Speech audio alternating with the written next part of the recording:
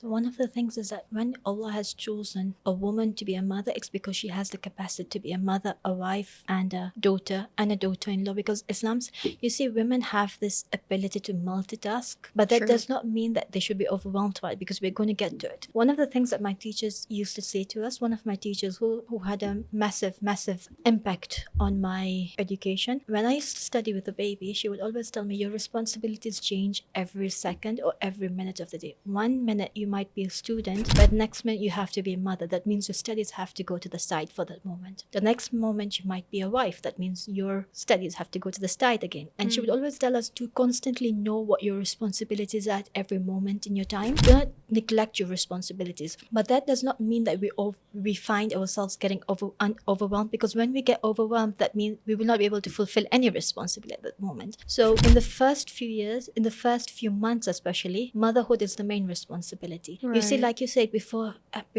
delivery, you would be able to do all these a'mals and everything. After delivery, then you need to pick and choose. Your wajibat have to remain, but then you can start looking at your mustahabat.